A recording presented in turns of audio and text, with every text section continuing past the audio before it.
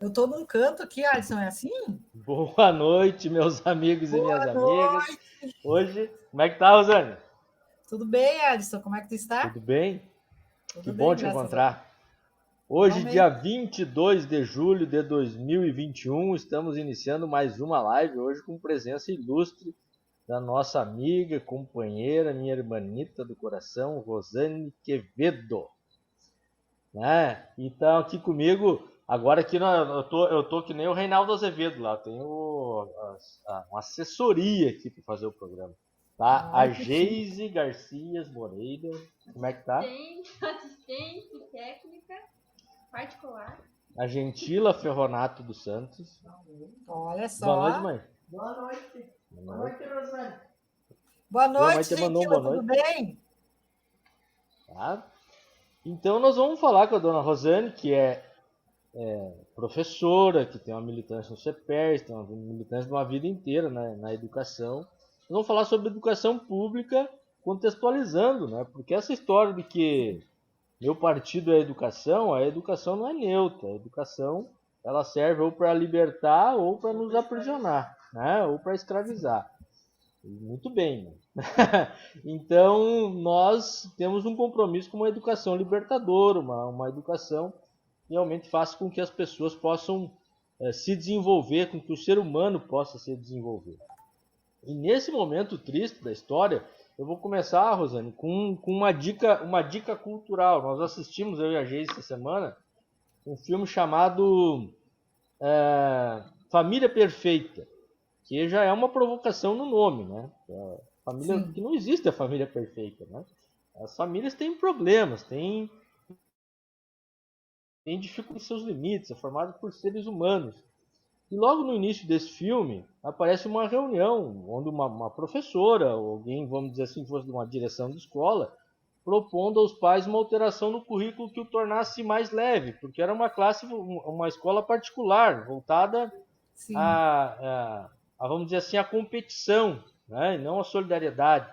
Isso já no filme deixa bem claro, né? E os pais simplesmente não deixam mais aquela professora falar.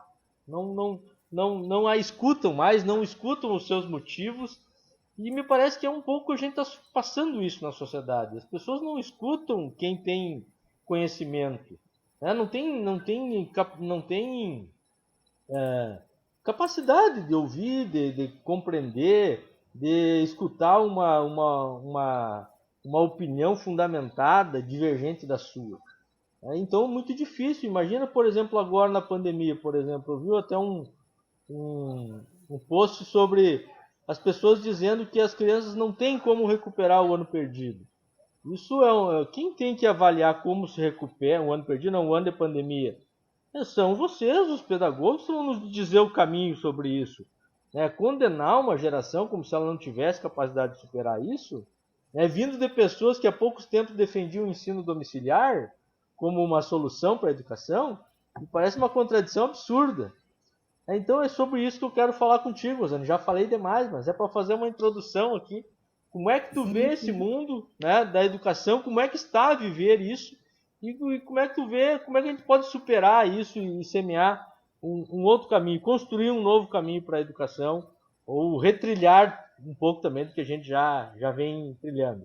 Só dar boa noite para a Josi Prates, eu vi a Julinha, a Josi Prates, eu vi o professor Clemira, eu acho, o Ronaldão, a Julinha, o Adroaldo Parisotto Ferreira, que bueno, Olha aí. revelo, o Calunga, né, meu amigo de muitos anos, o Carlos Godoy da Rosa, Fontoura Xavier presente, a Josi Prates, a professora Marlene, né, eu falei Clemir, mas era a professora Marlene, estão os dois assistindo provavelmente, Aldete Damo, Amaro Portela de Lima, professor.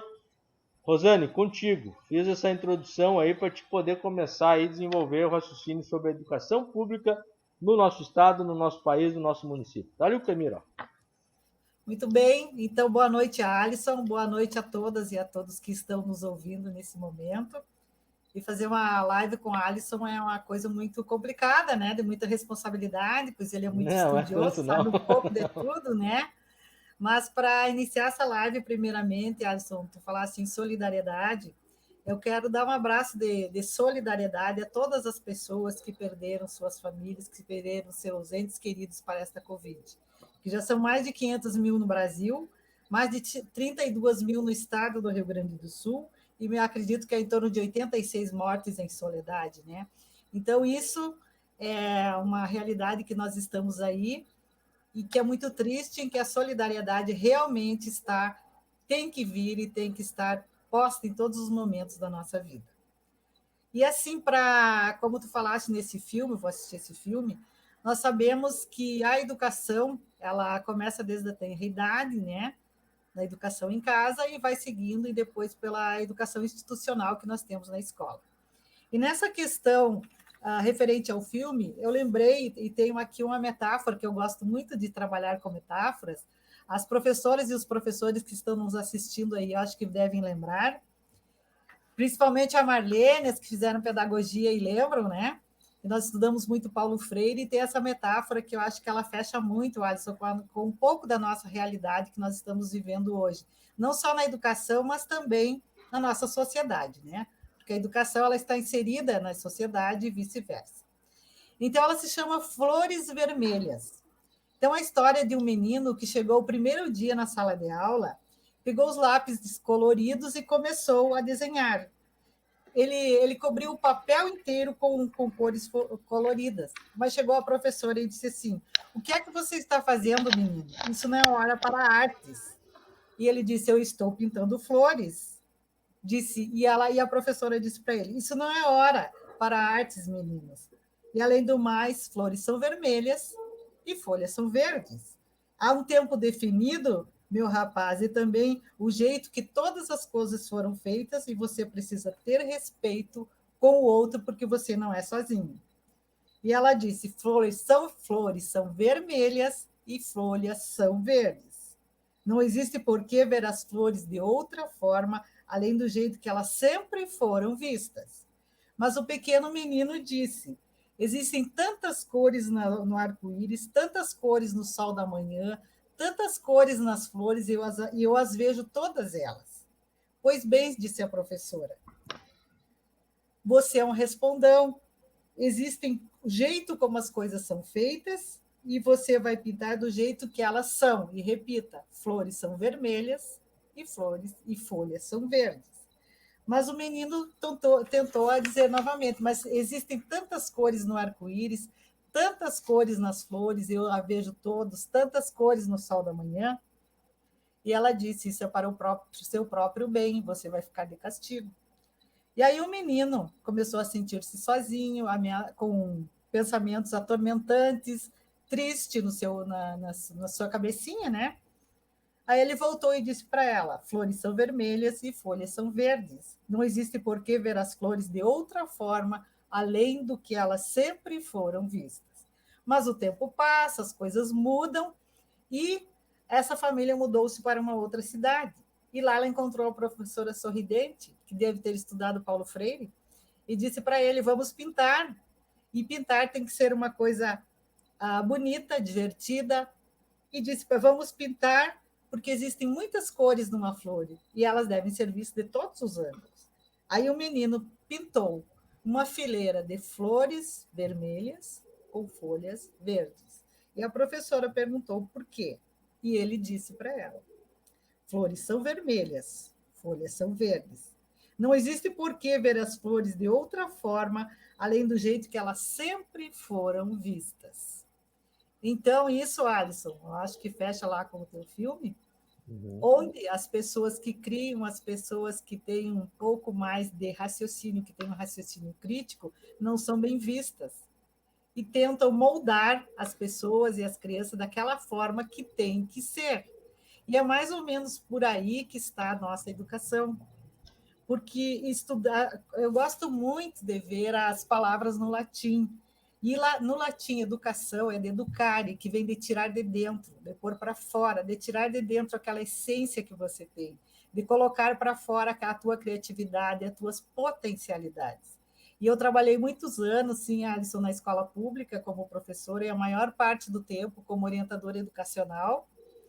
E fiz vários trabalhos e projetos nesse sentido, nos quais tu participou várias vezes em muitas escolas que eu fui na orientação vocacional e profissional.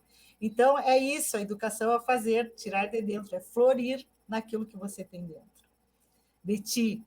Então, assim, Paulo Freire nos deu muito essa contribuição muito boa em que ele falava, né? Eu tive o primeiro contato com Paulo Freire na escola normal, quando eu fiz o curso normal, e depois na pedagogia, quando eu li a Pedagogia do Oprimido. E que Paulo Freire nos traz a pedagogia libertadora e a pedagogia bancária. O que é a pedagogia libertadora? É o aluno ser sujeito da sua própria aprendizagem, ser sujeito da sua própria vida e não ser objeto de uso de outras pessoas e de outros posicionamentos e de outras ideologias também.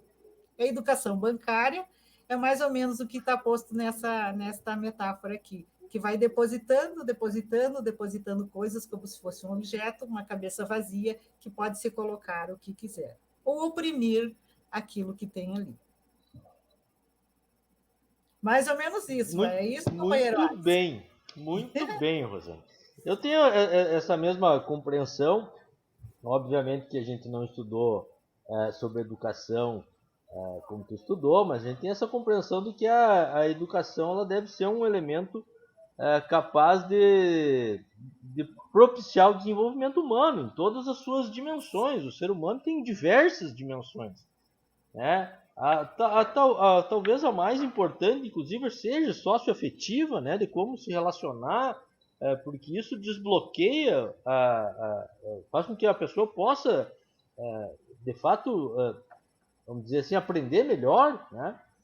Ou mais, e isso em todos os momentos da sua vida. Eu gostaria até que tu fizesse um apanhado, ainda que resumido, sobre o desenvolvimento da educação pública no país e contextualizasse Paulo Freire, porque esses bolsonaristas que estão por aí, tchê, eles não podem ouvir falar de Paulo Freire, eles pensam que é alguém que está vivo ainda, ou sei lá o que eles pensam, né? Que eles Paulo Freire arrebentou com a educação do país, meu Deus, eles não têm noção. É que o único cargo de público que o Paulo Freire teve foi de secretário de educação no município de São Paulo, não foi nem no estado, né? Eles não têm noção de que é apenas um escritor que escreveu muito bem, que é talvez o brasileiro mais lido em todo o mundo, né? Por ser um grande pedagogo. Então, e as pessoas confundem isso e não compreendem, né? Ou não sabem e caem em cada armadilha, né?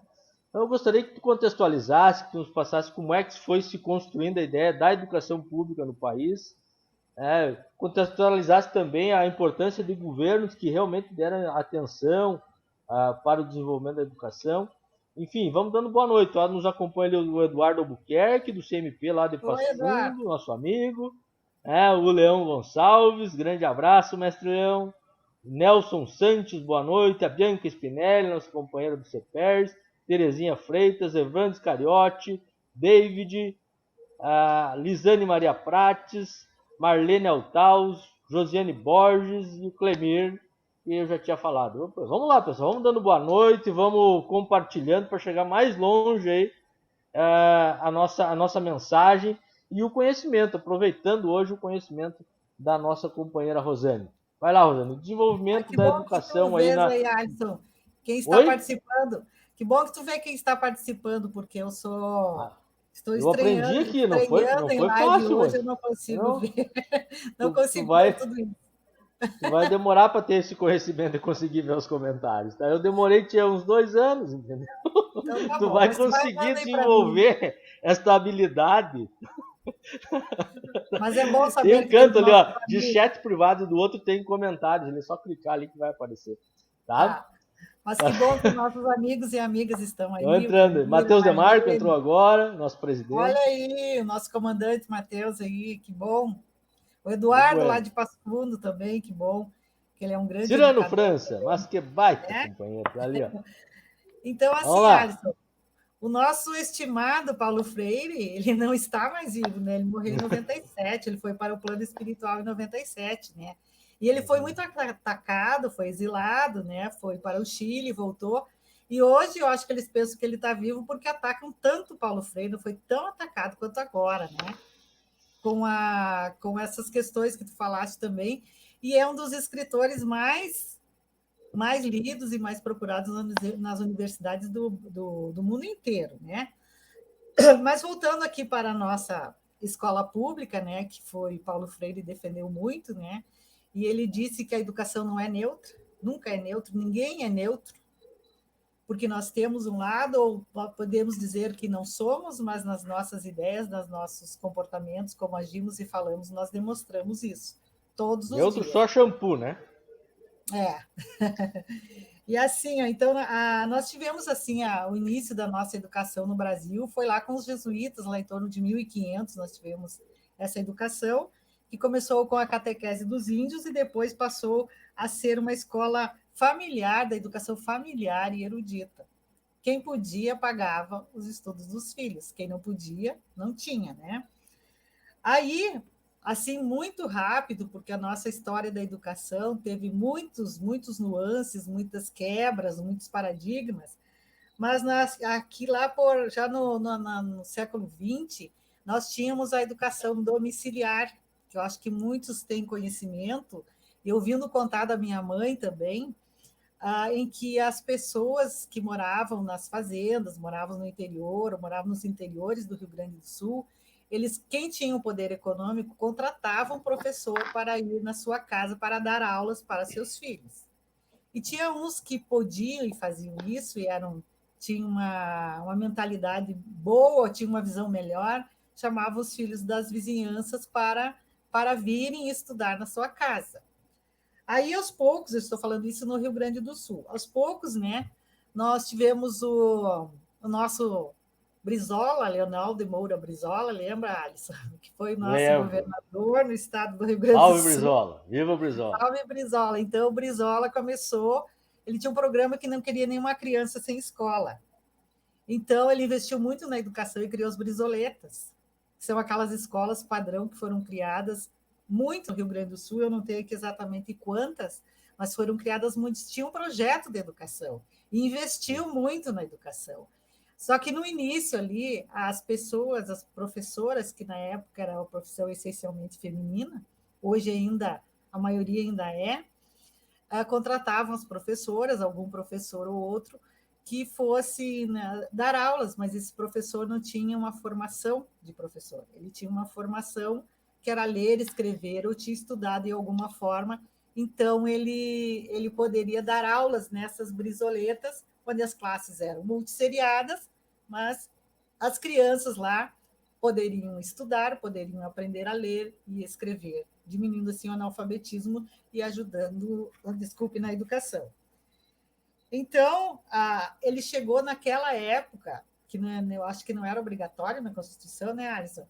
Ele chegou a investir, se não me engano, 36% do orçamento em educação. Isso é bastante. Hoje eu acho que nós não temos nem isso.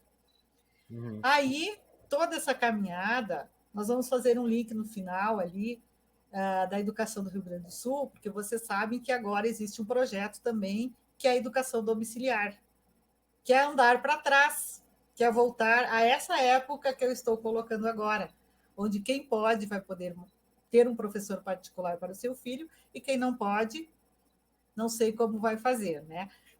Então, mas assim, uma coisa também, Alice, que esse ensino domiciliar que está querendo ser posto aí, quem vai fazer tipo um exame, avaliação desse aluno vai ser a escola como instituição. Então, isso é uma coisa totalmente sem cabimento, né? Como é que a criança vai aprender em casa se ela não tem condições e ir para a escola pública para fazer essa avaliação? E isso eu penso que vai acontecer somente nas escolas públicas, nas particulares, não. Então, essa coisa da nossa escola ser pública e gratuita, é isso que nós temos que defender, onde quer que a gente esteja. Porque a educação pública é melhor. Por que é melhor? Por quê? Porque ela atende a todos, e ela é gratuita e tem que ser de qualidade. E a gente luta pela qualidade da educação pública sempre. Então, assim, caminhando, então, nós tivemos a Lei de Diretrizes e Bases da Educação Brasileira, que é a LDB em 61, nós tivemos essa lei. Depois ela foi foi refeita, foi reescrita. Em Salve Darcy 96, Ribeiro daí, né? isso. Ela foi reescrita por outros, depois Darcy Ribeiro reescreveu ela em 96, e ela teve que escrever, ele não acho que não estava bem, ele acabou falecendo, né? Uhum. E ele reescreveu a LDB. Inclusive, o Darcy Ribeiro é do PDT, né? O Partido Trabalhista, Sim. que sempre lutou pela educação também, né? Que teve como bandeira a educação. Então, e a última atualização que nós temos da LDB foi em 2017, algumas mexidas que teve agora em seguida. E uma dessas coisas que estão querendo fazer é introduzir o ensino domiciliar. Porque na LDB, ela disciplina a educação, que ela se desenvolve na escola e na sociedade, mas por meio de ensino em instituições próprias. Então, a LDB rege toda a nossa educação pública, e ela é muito clara em suas colocações, de ter o pensamento crítico, de ter a questão de onde o aluno está inserido nessa sociedade, e a questão que tu falaste também, de criar, da pessoa poder ter um projeto de vida e de ser alguém nessa vida, se direcionando para o trabalho, criando seu próprio trabalho e tendo seu trabalho. Então, a LDB é uma lei muito boa e que Darcy Ribeiro não conseguiu concluí-la assim como que eu acho que ele deveria ter sido concluído, porque ele tinha muita capacidade para isso. É isso, então? Assim, Sim. ó. E uma das coisas, Alisson, que eu falei ali no início, que nós temos que pensar, como eu falei ali, muitas vezes assim, a escola não, a escola, agora tem a escola sem partido. Também outro projeto que quero colocar, que o Eduardo até teve uma fala sobre isso aqui em Soledade. Essa escola sem partido eu não entendo, porque a escola nunca teve partido. O que tem partido é na nossa Constituição, na nossa democracia, que é feito por partidos políticos, não é isso, doutor Alisson? Exato. Então, nós temos que conhecer os partidos e saber qual é o projeto de educação para a educação pública ou para toda a educação tem com a educação. Porque dizer que não tem projeto, que não tem partido, que o meu partido é o Rio Grande, nós sabemos no que deu, né? Meu partido é o Rio Grande, que tem partido, sim. Então, tinha tanto partido que, tanto tinha seu partido, e o projeto que tinha era o projeto realmente de não valorizar a educação. Esse é um projeto. Nós tínhamos no governo Lula e no governo Dilma, nos governos do PT, nós temos um projeto de educação. Quando a gente se lança, quando o Alisson se lançou a prefeito de Soledade, que concorreu, nós já tínhamos o projeto de educação pronto. Nós temos um projeto de educação. Pronto, não, nós tínhamos alinhavado, é o que nós pensamos, a nossa ideologia em termos de educação e desenvolvimento. Nós temos. Então, dizer que você é apartidário é muito complicado. É você estar do lado do mais forte quando você fica em cima do muro, né? Então, posso seguir? Pode, eu estou gostando. Assim, ó, só para, vamos dizer assim, contribuir um pouco.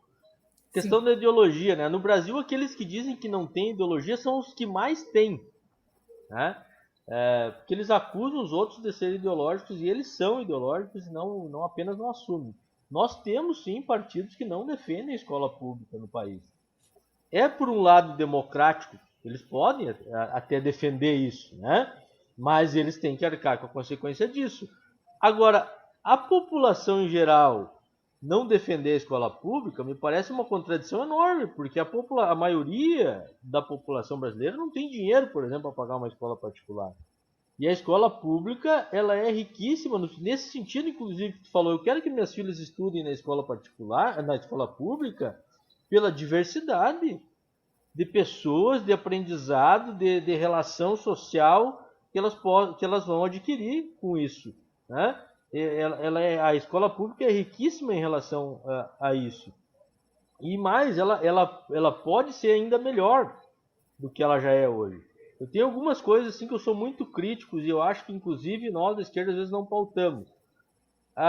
E o maior crime que eu sempre digo isso, que o maior crime de 2016 foi dizer que o Estado brasileiro não tinha nada de saúde e de educação. Sabe? Ganhar ou perder eleições faz parte, mas tu jogar a criança fora, jogar água com a criança fora, todo o esforço que tu tá contando aí, que veio para construir a escola pública, inclusive uma classe média ajudou, porque queria ver os filhos na escola. Depois, alguns governos compreenderam isso. Depois, a LDB foi uma espécie de construir uma ideia de um sistema educacional nacional, vamos dizer assim, comparando com a saúde. O SUS foi feliz nisso, construiu um sistema de saúde a nível nacional. A LDB deu um corpo para isso a nível nacional, e faltava isso. Isso foi importante para a gente construir. E aí a gente chega, depois de ter feito toda essa trajetória, ter construído inclusive uma compreensão sobre educação infantil tão importante, das creches, está ampliando creche, tinha o Brasil Carinhoso, né? Cada município ia recebendo 1 ou 2, 3 creches, né? Que é uma questão importante. E aí nós chegar e dizer assim, não, o país não tem nada, não tem saúde, não tem educação. Ué, não tem nada. Há pouco tempo as pessoas enchiam a boca para dizer que no Brasil não tinha saúde, e agora a gente está dizendo que o SUS está vacinando as pessoas. Vamos começar a dizer que não tem escola. Diziam que não tinha escola e que professor não trabalhava e não sei o quê, e agora está todo mundo querendo que abra as escolas de forma aberta, como se não houvesse pandemia, né? Porque não conseguem com os filhos em casa, porque agora estão vendo que o professor tem valor. Né? Agora, esse valor tem que vir também quando for para valorizar do ponto de vista econômico, financeiro, né? Social, político, respeitar as opiniões e a participação, não achar que conhecimento é uma coisa ruim, né? Valorar o conhecimento. Acho que tudo isso está dentro desse processo, não é, professora Rosane? Sim, claro, Alisson. E assim, na LDB, a gente sabe que a LDB, ela não só organizou a escola pública, mas também a escola particular, o ensino superior, né? A educação básica, o ensino médio e o ensino técnico, enfim, todas as formas de ensino. A EJA também está disciplinado na nossa LDB, que é muito rica. Então, assim, nós estávamos falando, né, sobre essa questão dos governos, e é importante a gente saber como que os governos se apropriam desse poder e como é que eles agem nesse momento. Nós teremos eleições o ano que vem, e é muito propício que nós, educadores, todos nós, enfim, cidadãos e cidadãs, tenhamos conhecimento disso, e é bem simples, né? É só pegar e olhar historicamente, bem, bem simples aqui no Brasil, nos últimos 10, 20 anos, quais foram os governos que estiveram na educação nacional, no Brasil, né? E os que estiveram na educação no Rio Grande do Sul, e fazer um paralelo. É bem simples.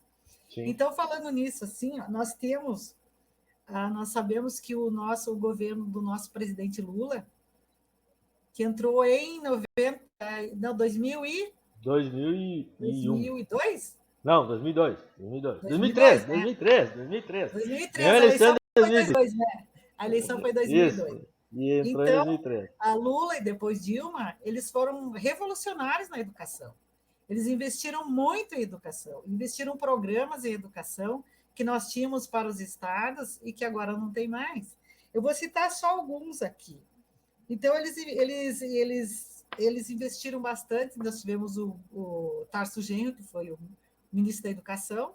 Em seguida, foi o Haddad, que foi um excelente ministro da Educação também, que seguiu com os programas, né? E permitiu, como fala o Lula, nunca na história desse país a educação avançasse tanto. Avançou e muito, nós sabemos disso.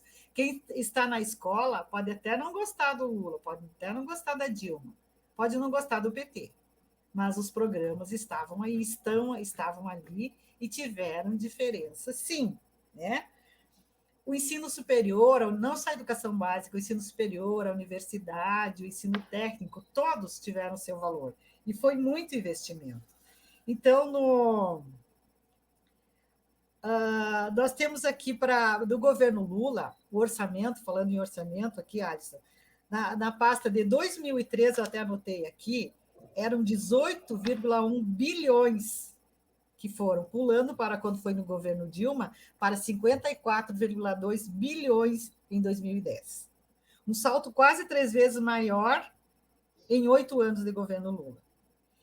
E aí, quem investiu mais em educação do que esses dois não teve? Daí teve o golpe em 2016, senão o montante teria atingido 100 milhões de investimentos na educação.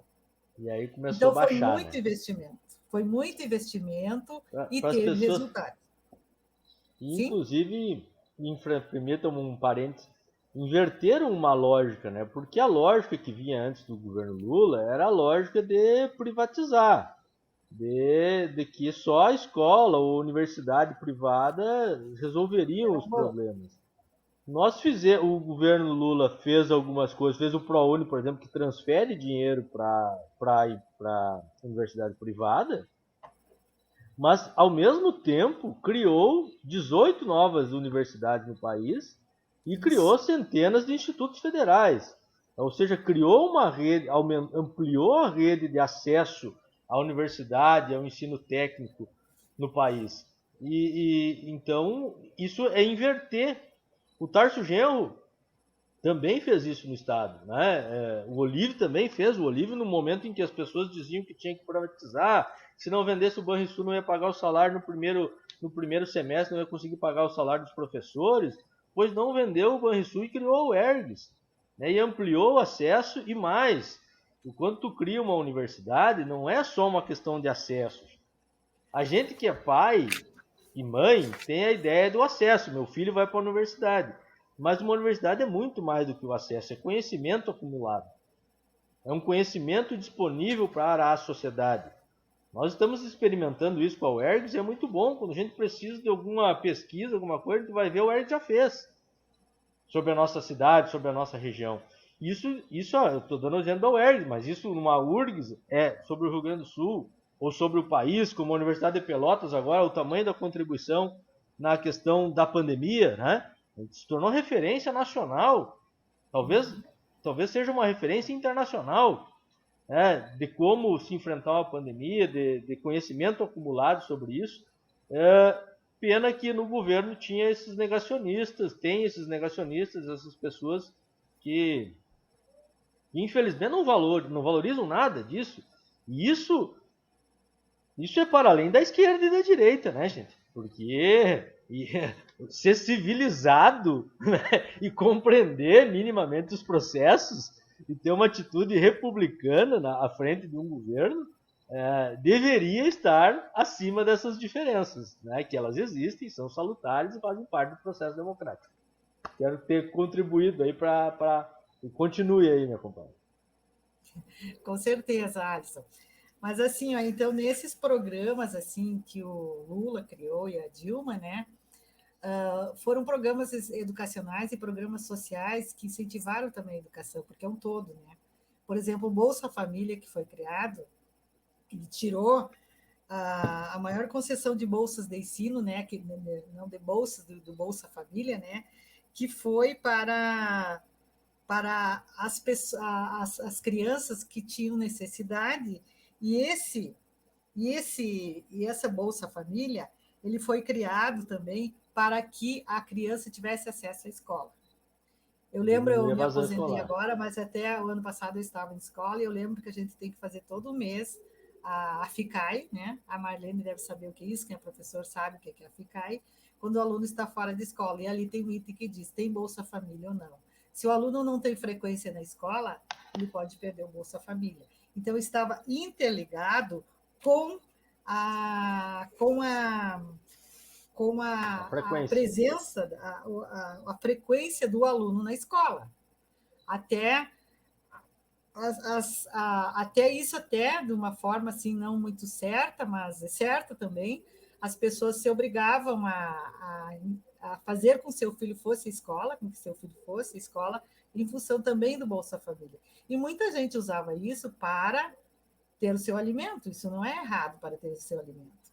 E também era o que era feito para a criança ter alimentação em casa, para a criança ir para a escola e ter condições de comprar seu caderno, comprar seu lápis, de ter sua borracha. Claro que em escolas com mais necessidades, vulnerabilidade social, a gente ajudava também, todo mundo ajudava. Então, o Bolsa Família, ele foi um programa social, mas também foi um programa educativo, que ele teve consequências na educação e levou muita criança para a escola, de estar na escola tendo condições de aprender. Porque quem já trabalhou em escolas públicas de periferia, assim, com alta vulnerabilidade social, a gente sabe.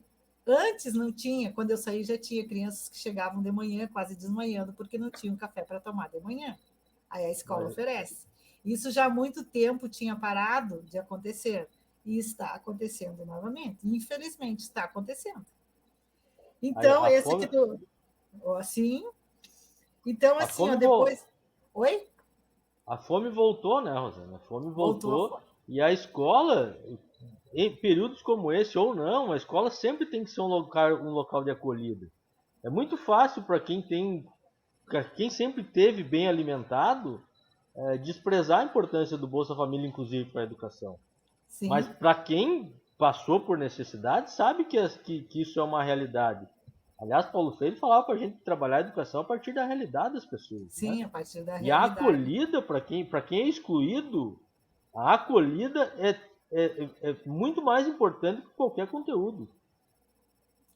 Isso, e nessa questão da acolhida, né, da alimentação, né, Alisson, a gente vê também a importância dos funcionários e funcionárias, merendeiras da escola, que fazem com muito carinho aquela alimentação e que eles gostam, e que eles sentem prazer em ter essa merenda da escola, que se teve muito. Eu sou do tempo ainda que só tinha aquele leite em pó e o triguinho, que uma vez fez mal, fui parar no hospital. Hoje eu tenho intolerância ao trigo, mas nós tínhamos, principalmente quando tinha mais educação na escola, Alisson, e as merendas que vinham da agricultura familiar, nós tínhamos merendas excelentes na escola.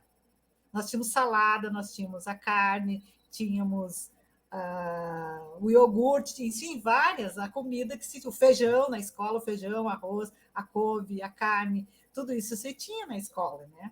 A gente tinha com esses projetos que vieram. Isso foi um grande avanço. Eu peguei, estudando no Abreu e Lima, a gurizada chegava mais cedo, ia no açougue, a pedido da Margarete Turca, que conheceu, né, que era a nossa merendeira lá, que era uma mãezona lá na escola, né, pedia osso doado no açougue para fazer a sopa da hora do recreio. Eu também fazia isso. Né?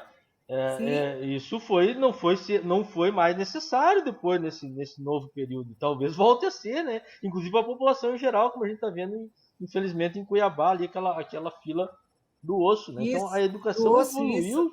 Né? A educação evoluiu enquanto política pública no país. É claro, gente, quando a gente diz que evoluiu, não está dizendo que é uma maravilha, que estava tudo certo, que não tem problema, não. A gente tem que analisar as coisas no tempo e na história.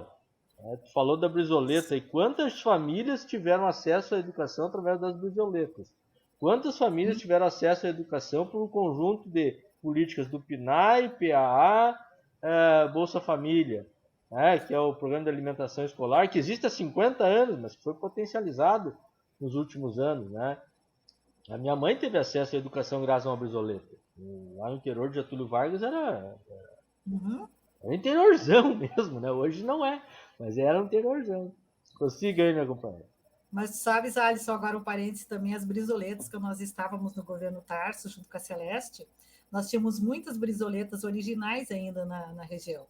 A gente, com as obras, a gente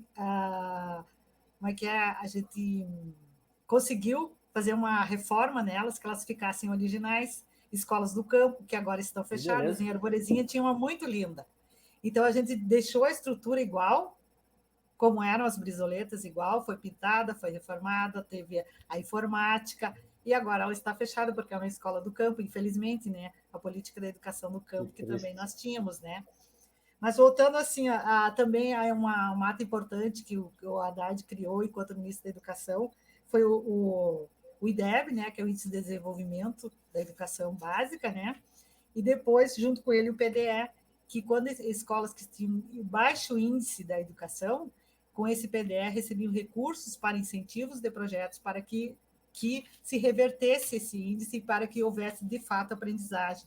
Também outra que foi muito legal foi o Caminho da Escola. Até nós fizemos uma filmagem aqui para a educação no Rio Grande do Sul, enquanto estávamos na CRE, do início da educação, foi muito lindo, que teve os ônibus escolares para todos poderem ir para a escola, e nos estados onde não tem estrada, né, tinha as lanchas, tinha as bicicletas, onde se tinha um meio de se ir até a escola. Né?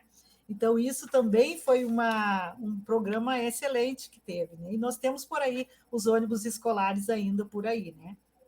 Que são muito bonitos. E Eu depois acho aqui que eu já falei na questão do Mais Educação, que foi muito bom, que tinha o turno para fazerem projetos, no teve universo, trabalhos né? lindos dos projetos, tinha verba, tinha merenda, podia se contratar merendeira para isso, que era um projeto do governo Tarso, do governo Lula e Dilma, e que o governo Tarso, então, aderiu a este programa, né? Incentivou mais, e a maioria, nós tínhamos, eu não lembro agora, mas várias escolas que tinham Mais Educação. E aí tinha a possibilidade de ter também o emprego para aquele que é músico, ele dava aula de música na escola, tinha de dança, vinha o recurso para se comprar as roupas, para se pagar o professor, para se fazer uma rádio escolar, para ter jogo de xadrez. Nós tínhamos na praça a apresentação das escolas do Mais Educação, que eram muito lindas, não citei mais também.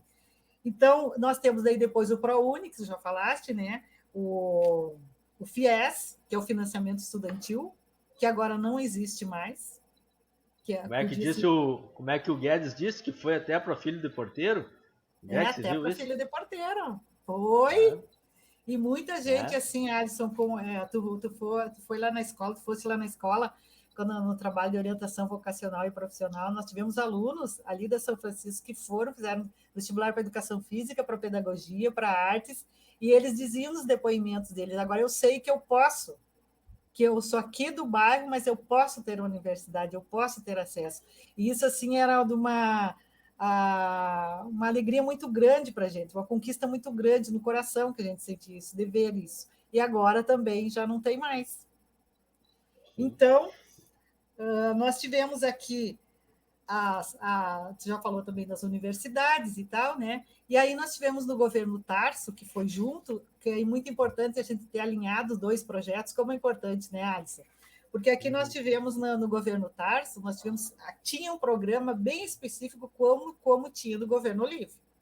Se sabia o que se queria da educação, se sabia que tinha que ter o pensar, o refletir, e que se valorizava de fato a educação e o educador, né? Nós tivemos o primeiro eixo do governo Tarso, era a recuperação física da rede e modernização tecnológica. Eu fui adjunta da Celeste e coordenava as obras. Então, a gente fez muitas obras na região, todas as escolas, eu acho que eu já falei isso, receberam, e ficou uma marca no estado, como símbolo até das obras do Ipirangão. Acho que eu já falei isso também, né? Do Ipirangão, Sim. que tem a foto antes e depois, eu fico repetindo de tanto que... Não, hoje tu não eu falou ainda, mas eu sei da isso. história, eu estava lá. Estava lá do Ipirangão, né, que foi recuperado, e assim muitos outros nas escolas também. Nós investimos aqui, o governo Tarso, Alisson, 10 milhões, mais de 10 milhões em obras escolares na região, e em torno de 2 bilhões, 10 bilhões, em torno de 2 bilhões ficou para a Soledade. Aí dentro teve a reestruturação curricular e formação continuada, nós tínhamos muita formação para os professores, que tenho muita saudade dessas formações, que vinha toda a região para a Soledade aqui, né? E o comércio vendia, os restaurantes eram cheios, a gente tinha que reservar. Todo mundo aprendia, todo mundo crescia, todo mundo se encontrava, né? E aí nós tivemos também a valorização profissional, que teve a atualização das promoções de 2002 a 2013 no nosso plano de carreira. Foi valorizado o plano de carreira, agora nós perdemos o plano de carreira, Alisson, nós não temos mais. Tu veja, foi tirado o nosso plano de carreira. A mudança de lógica, né? Ao invés de valorizar, eles então, tentam assim, nós tivemos assim, 2002, que era o governo Olívio, que parou as promoções ali em 2002, quando o Olívio saiu, parou as promoções, e daí a IEDA não retomou, o Rigoto não retomou, a IEDA não retomou, e ficou por isso mesmo. O governo Tarso voltou e retomou as promoções. Então, teve atualização de promoções, de muitas promoções que estavam trancadas, né? Teve 2 concursos públicos em 2012 e 2013, e as professoras foram nomeadas. Foi encaminhado os concursos para funcionários e funcionárias da escola. Então, assim, estou chegando aí. Já estou terminando aqui, ó. Quer ver? Eu só quero colocar isso aqui tá nas redes, olha. Nós tivemos aqui no governo Olívio, não sei se vocês conseguem ver. Conseguem? Não, bota mais perto. Hein? Aqui? Aí, não pegou. Aí, Aqui. para aí. Nós tivemos aqui, para. ó, no governo Aí. Olívio, um reajuste de 82,11%. A inflação era Isso. 43,34%. Isso, ganho real de Tivemos um ganho de 38,77. No Rigoto, Isso. tá lá, ó. O reajuste Menos 7, menos 8, na verdade. Menos 7. 7,98. Com a IEDA, nós tivemos isso aqui, ó. 2,23. Com o Tarso, nós tivemos 76,68% de aumento e um ganho de 48,89%. Completando o Sartori 0 e Leite 0. O Leite então, e o Sartori são iguais, né? Os dois 0. Nós estamos, assim, há 7 anos sem nenhum reajuste. Perdemos o nosso plano de carreira.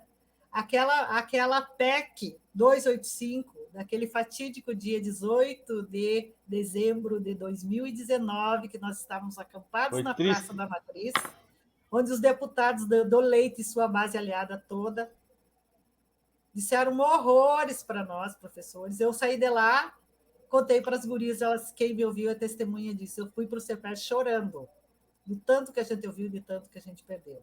E aí o Leite, que é aliado com o governo Bolsonaro, disse que faria a primeira reforma da Previdência, seria o primeiro estado a fazer a reforma da Previdência aqui.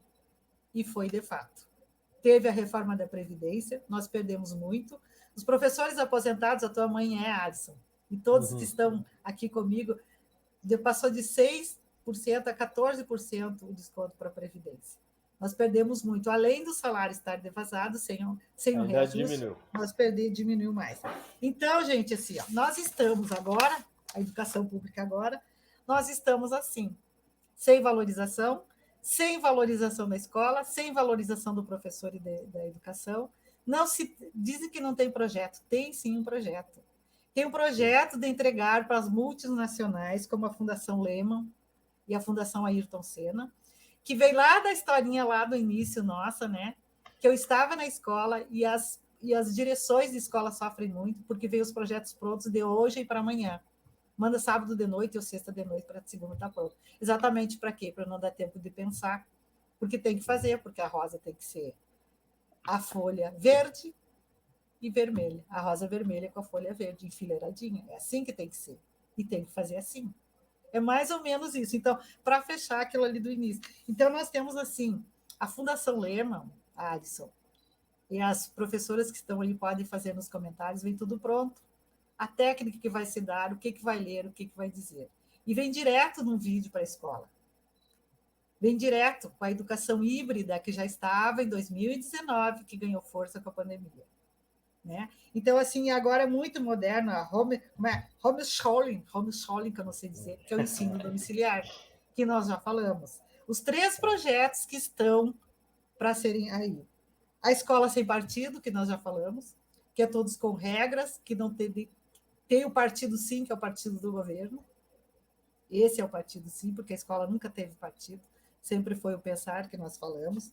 A escola cívico-militar, que é bem diferente da escola militar, não quer dizer que é um colégio militar, com toda a estrutura, com todos o que se tem no colégio militar. É bem diferente que se quer implantar também. E a educação híbrida, né?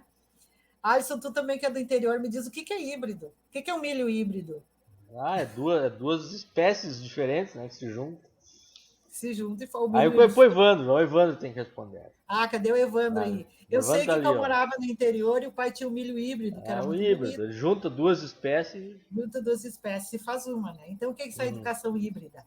Querem o quê? A maior parte da educação que seja em casa e a outra parte na escola, ou por videoconferência. Aí o professor, que nessa pandemia, a professora, que está trabalhando muito mais que dobrado, que trabalha segunda, terça, quarta, quinta, sexta, sábado, domingo, que não tem horário, e que está trabalhando agora para ir na escola, né, quando volta da pandemia, que trabalha a sua aula lá e tem que fazer aula online. No home, é isso aí. Essas coisas que eu não sei pronunciar direito. Peraí, Rosana. Oi. Viu? Nós temos que ler uns comentários aqui. Tem uns comentários muito Então bonitos lê, aí pelo pra te amor de Deus, escutar, hein? porque eu começo a Eu tô falar e vou para conversa. Tá bom. Tá? Não, tem uns Desculpa, comentários vamos muito lá. bonitos aí. E nós temos Então vamos a ver. leitora oficial das lives, né? Vamos Geisiane lá, então, Lê. Garcias, com você, a voz mais Geise. suave do rádio Rio Grandense. Vai. Bom, a gente tem muitos comentários aqui.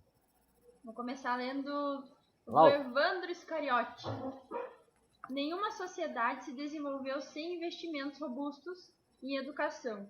O Estado precisa garantir acesso à renda mínima, porque ninguém consegue ter a educação plena sem as necessidades básicas atendidas. Reduzindo desigualdades, tendo vontade política e investimentos, é possível oportunizar acesso à educação técnica, profissionalizante, de qualidade e educação superior para toda a população. Parabéns pela escolha do tema. Vai, Evandro. Muito obrigado. Isso aí. A Marlene Moraes Corsato. Inclusive, na época do governo do PT, tínhamos designado verbas para a educação através do pré-sal, e hoje nem se fala mais. Temos mais um aqui. Da Rosa Giovannoni. Mas o mais grave que vem aí é a reforma do ensino médio. Os pais, os alunos não sabem o que significa essa reforma e as perdas que terão. A Marlene Moraes Corsato escreveu que era uma troca que colocava compromisso na sociedade. O fantasma da fome voltou com tudo nesse governo Bolsonaro. O Lúcio Eugênio Bueno Dias. Nosso vereador, Azar Júnior. E pensar que íamos investir os recursos do pré-sal na educação, né? A Rosa. Quando se fala em educação integral, significa alimento, de comida e conhecimento. Tem mais, Marlene tem mais. Moraes Corsato. Dona Marlene. Na época do PT, tínhamos projetos que valorizavam a merenda com base na agricultura familiar. Silvia de Lemos Vasques. A escola pública de qualidade tem o papel de ampliar o mundo, principalmente dos menos favorecidos economicamente. Temos um monte de comentários. Tem bastante, vamos ler todos hoje. Estão muito bons os comentários hoje. Vamos A lá. Daniele. Quer dizer, sempre são bons, né, pessoal? Mas hoje vamos ler todos. Bonitão. Ó, Daniele Kunzler. a Dani. A gente vê a importância dada por um governo para a educação em muitas esferas. Um exemplo muito claro são as formações, quase inexistentes nos últimos anos. As poucas oferecidas aos professores são voltadas a instruir sobre determinada ferramenta e não discutir ideias, pensar e repensar juntos para construir mais e melhor. Tristes tempos para a educação, onde o pensar e o argumentar dos envolvidos na educação não é de interesse dos governantes atuais. Deixa eu só fazer um parâmetro nesse aí, porque é quase todas as profissões, né? E de modo especial os professores, isso que a Dani falou, fecha com o que a Rosane falou, querem transformar o pedagogo, o professor, num técnico, né? É tipo transformar o advogado num técnico também, né? Só pega aqui, copia ali e leva lá, né? Não tem mais, não querem que as pessoas pensem, que reflitam, que tenham ciência, né? Porque a pedagogia também é uma ciência, a educação, enfim, mas vamos lá, vamos ler mais aí. Um mero repassador, né, Alisson? É, um repassador, né? Um repassador de conteúdos, vem e vai. Vamos lá, tem mais. A educação só foi valorizada, os educadores só tiveram reconhecimento no contra-cheque, foi nos governos do PT. Boa noite. Marlene Ataús. Eu sou um intelectual que não tem medo de ser amoroso. Amo as gentes e amo o mundo. E é porque amo as pessoas e amo o mundo que eu brigo para que a justiça social se implante antes da caridade. Paulo Freire, nota do trecho do vídeo O Educador da Liberdade. Muito bem, Marlene, é o caos. Eduardo Albuquerque. Os bolsonaristas geralmente são ignorantes e nem sabem quem foi Paulo Freire. Eles só repetem o que o patrão manda, pois o patrão sabe o perigo que é Paulo Freire para a elite escravocrata do Brasil. Mestre Eduardo, sempre bom ouvi-lo. Cirano França. Passava em frente de uma brizoleta quando criança e ficava admirando aquela casinha no campo. Mais tarde entendi o que significava. Boa, Cirane, boa, exato. Roberto Colete, parabéns à dupla. Vamos recuperar a educação com um turno integral de 8 horas diárias. Seu Colete, Christian que Sangari, bueno, bom revê-lo. boa noite. Bah, que live. Professora Rosane Quevedo.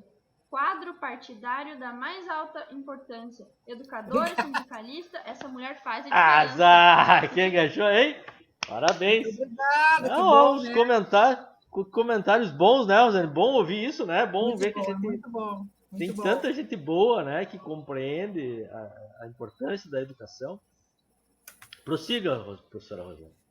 Professora Então, Rosane, assim, educadora, sindicalista, mulher que faz a diferença. Prossiga. muito obrigada pelos comentários. Nossa, mas é muito bom a gente ter esse bate-papo aqui, Alisson, assim, em alto nível, né? A gente tentando fazer um resumo do que a gente podia falar. Mas tantas coisas que falaram ali, a Rosa falou do ensino médio, estava aqui para falar do novo ensino médio, e na verdade, de novo, não tem nada.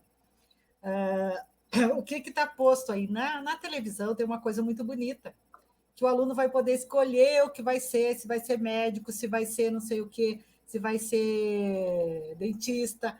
Então, assim, ó, esse novo ensino médio é um engodo para a sociedade, para os alunos. Né? Imagina, eu sou orientadora educacional e todas as pessoas todas as professoras, a gente sabe que quando chega no terceiro ano, pela fase evolutiva do adolescente, ele tem muitas dúvidas no que ele pode ser, no que ele quer ser, no que ele vai ser para o seu futuro.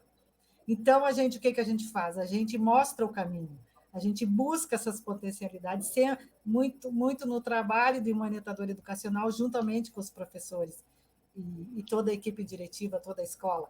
Agora, um aluno vai escolher qual é o tema que ele vai querer quando entra no ensino médio, Não tem como. que ele não saiu nem ainda do ensino fundamental. Então, é uma tensão muito grande que ele vai escolher como é que é o termo que tem aí, que agora me fugiu o termo. São eixos, né? São eixos que ele vai seguir e cada escola terá um eixo que ele vai seguir. Agora me fugiu o nome. Mas vão ter critérios e vai escolher se vai ser mais empreendedorismo, se vai voltar para o empreendedorismo, ou para a vocação da comunidade. Só que isso não é respeitado. Das escolas pilotos que fizeram, isso não foi respeitado. E o que a gente sabe é que a secretária da Educação do Estado do Rio Grande do Sul, que não pisa no chão gaúcho, que ela é secretária da Educação, como a gente está fazendo aqui, ela vai fazer da forma dela como ela quer, não respeitando nem o Conselho Estadual de Educação. Então, esse novo ensino médio que está vindo por aí vai ser mais uma forma de oprimir a educação, de tirar o direito da educação que nós temos para os nossos alunos da escola pública. Vão ficar com aqueles eixos de conhecimento. Deixa eu ver se eu acho que agora não achei o nome que é colocado. As escolas particulares, as escolas ricas que terão isso, os nossos alunos não terão. E aí, nessa educação híbrida, a Alisson tem aqui, ó, que eles vão colocar o ensino fundamental, que vai do primeiro até o nono ano, vai ser 20% à distância. No ensino médio, 30% à distância, pensem. Se o aluno que está ali na sala de aula para aprender, para conseguir realizar sua aprendizagem, indo todos os dias na sala de aula, tendo um professor ali é difícil, imagina com isso. E na EJA, 80% à distância. É para acabar com a EJA, né? Com a educação do jovem. É para acabar. Para acabar. E outra coisa, assim, eu acho que essa pandemia, Alisson, veio para ensinar muitas coisas, para nós aprendermos muitas coisas, mostrar muitas coisas que já estavam, e uma delas foi mostrar que o professor em sala de aula, sua presença é mais importante. É o mais importante, que a educação não se mantém sem a presença do professor e do aluno em sala de aula. Das relações interpessoais, do você tirar dúvida, estar ali com o professor. A gente sabe quanta dificuldade se teve para quem estava dando essas aulas online, para alunos que não tinham nem sinal de internet, que não tinham telefone, que não tinham como acessar isso. E os que tinham ainda, não conseguiam fazer esta aprendizagem de qualidade que se tinha antes. Aí veio aquela avaliação TRI, não sei se você sabe, avaliação TRI no Rio Grande do Sul, pela secretária de Educação, e que foi também assim para mostrar que estava tudo bem. Eu não sei exatamente definir como foi, porque eu não estou na escola, mas minhas questões online, os alunos respondiam e depois tinham acesso à resposta. Então, está tudo muito bem, muito bom, no papel, Tá né? bom. E na rede social. Eu acho que eu extrapolei bastante, né? Não, tá bem bom. E assim, Alisson, nós precisamos, não só os professores, os funcionários, todos os educadores e educadoras, que todos nós somos, nós precisamos resistir. Nós precisamos nos unir, e com aquela célebre frase, ninguém solta a mão de ninguém, porque é assim que nós vamos conseguir resgatar uma educação de qualidade, uma sociedade mais digna, mais fraterna, mais igualitária, que é o que nós queremos, né? Nós queremos que é o que a gente luta, é isso que a gente luta, e é isso que a gente quer, e é isso que a gente vai continuar lutando. Nós precisamos resistir. Resistir com amorosidade, com esperança, com alegria, né? Porque aquele ator que perdeu sua vida para o Covid, o Paulo Gustavo? Paulo Gustavo, isso, ele dizia que rir é um processo revolucionário, né? Que é um ato revolucionário rir, né? Então, nós temos que continuar, nós não podemos desistir da educação, da nossa sociedade, das nossas crianças, dos nossos jovens, de nós mesmos enquanto pessoas. Com certeza. Nós temos mais comentários, vamos ver ainda. Mais comentários. Então, Não terminou ainda? Calma, não terminou ainda, não.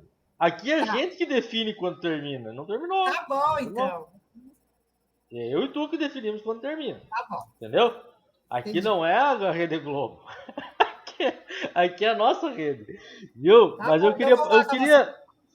eu queria citar 2 dramas desses que tu falou. Um até acho que tu não citou, que demonstra a diferença de concepção de escola, né? Esse tu me citou aí que eu até não tenho muito conhecimento. O PDE tu falou que é investimento para aquelas escolas que estão com mais dificuldade, né? Estavam, porque agora não tem mais, Alisson. Sim, pois é, mas era uma ideia, né? Tu mandar mais recursos, melhorar as condições daquelas escolas que estavam com mais dificuldade. A ideia neoliberal, a ideia capitalista é exatamente o contrário, né? Eles ficam provocando competição entre a escola para aquela que ganhar mais e aumentar a distância de uma para outra. E não equalizar e fazer com que as coisas cheguem para todos, né? Que o ensino chegue com qualidade para todos. E a consciência escolar, eu acho que a consciência escolar tem que ser resgatada. Sim. Porque, ainda mais agora, nessa questão, a pandemia nos mostrou que o professor é insubstituível, que a escola é insubstituível. Essas famílias de classe média que defendiam o homeschooling, esse negócio de dar aula em casa, eles não aguentaram, cara. Eles não aguentaram 1 hora por dia, 1 hora por semana com o seu filho na frente do computador. E isso vindo tudo pronto, que dirá eles construíram. Eles falavam que eles construíram o currículo. Eles não aguentaram vindo tudo pronto. Eles não aguentam vindo tudo pronto na instituição do Lema. Eles não aguentam. Né? Porque não aguentam, porque é outra lógica. Então, a pandemia também... A pandemia é uma tragédia social, política, humanitária... tudo isso, mas ela mostra algumas coisas, tipo, isso não dá certo. A escola é um espaço de socialização, de convivência.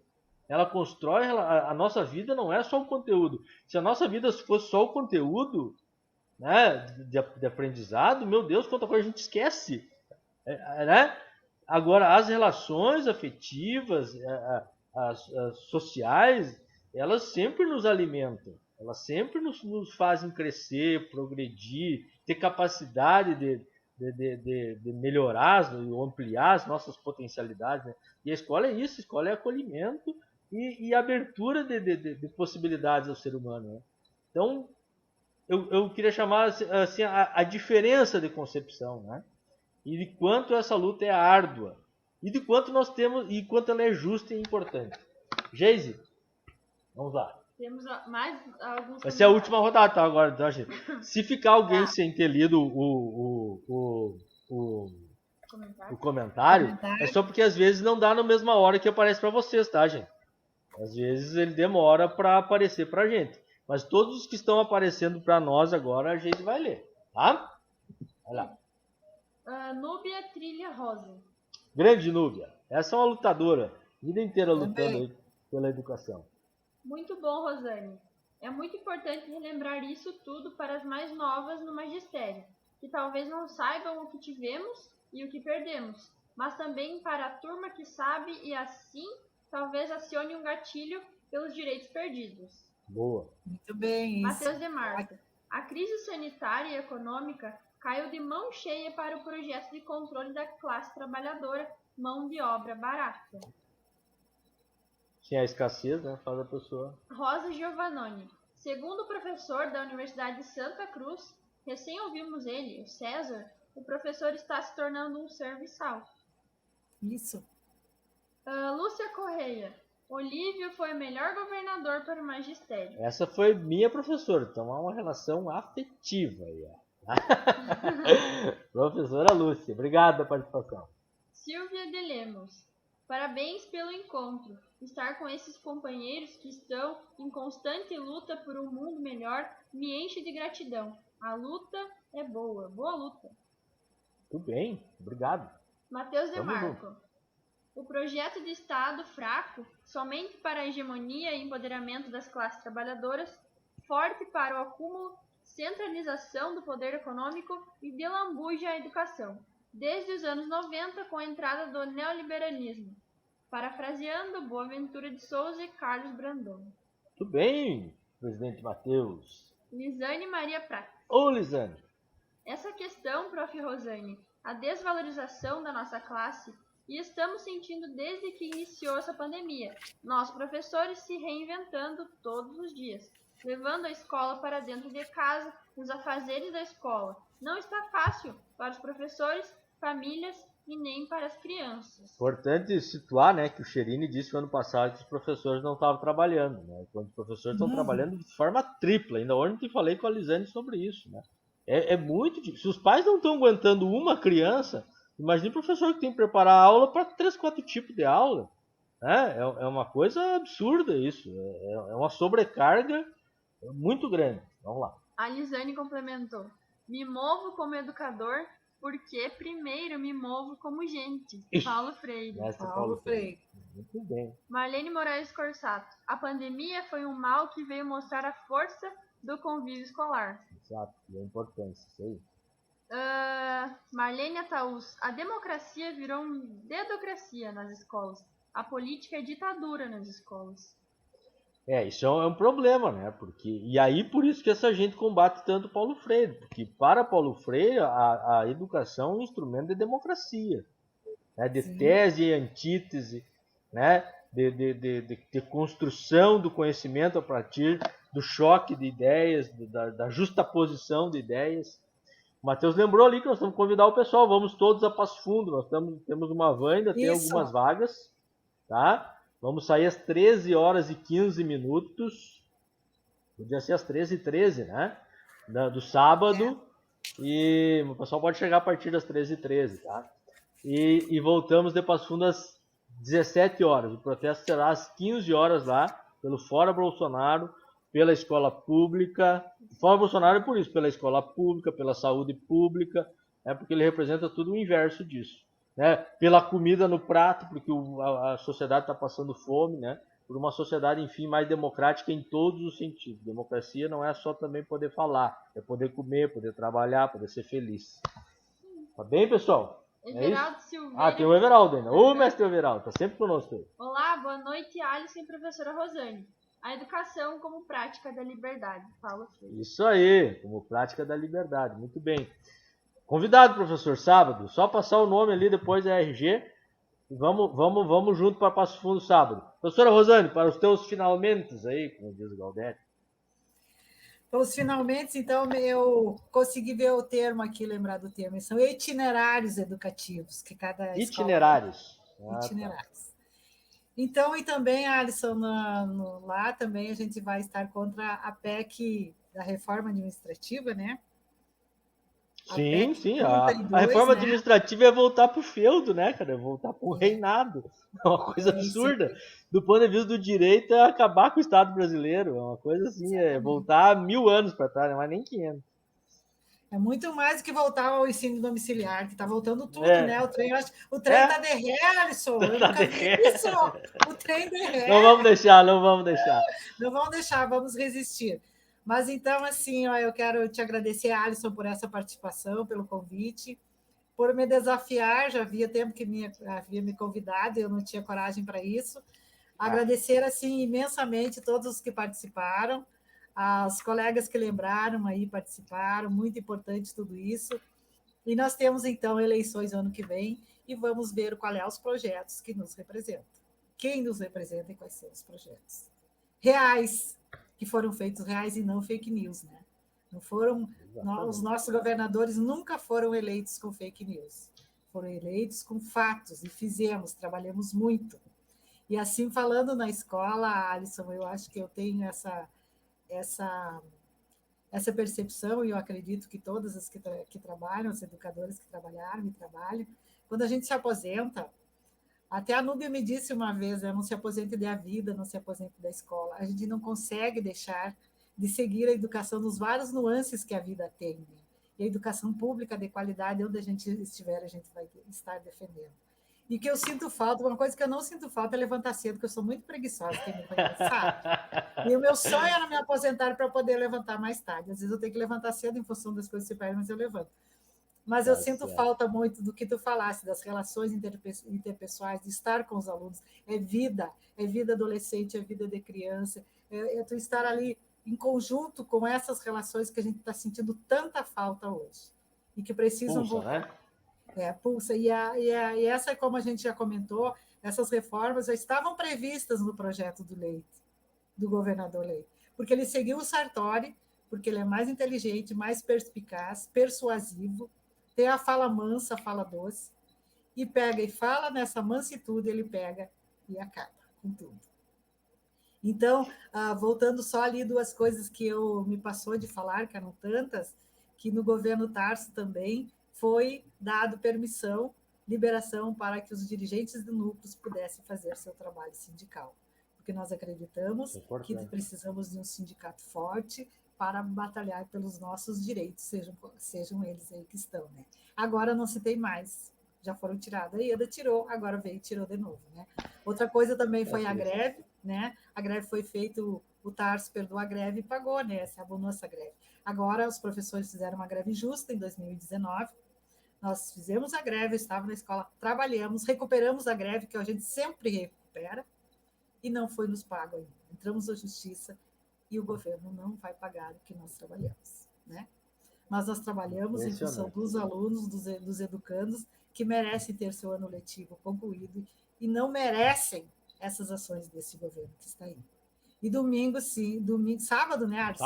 Sábado, dia 24. Fora Leite e fora Bolsonaro, porque eles estão juntinhos, interligados. É tudo farinha do mesmo saco. É o mesmo projeto. Então, assim, para concluir, Alisson, eu preciso ler. É um pensamento de Paulo Freire, que é uma poesia, uma filosofia de vida, que a gente iniciou assim, vamos terminar. Vai lá. É preciso ter esperança, mas ter esperança do verbo esperançar. Porque tem gente que tem esperança do verbo esperar. A esperança do verbo esperar não é esperança, é espera. Esperançar é se levantar. Esperançar é ir atrás. Esperançar é construir. Esperançar é não desistir. Esperançar é levar adiante. Esperançar é juntar-se com os outros para fazer de um outro modo. Um grande abraço. Muito bem. Obrigado, professora. Muito obrigado. Tá? Muito obrigado. Grande abraço a todos e a todas. Até sábado, os que vão junto no protesto, ou nos acompanhem, replique, compartilhe na luta social, nas redes sociais, na rede social e na luta social, tá? E quinta-feira que tem mais, tá? Grande abraço a todos e a todas. Muito obrigado, minha querida irmanita Rosane Quevedo. Até a próxima. Obrigada, irmanito. Valeu.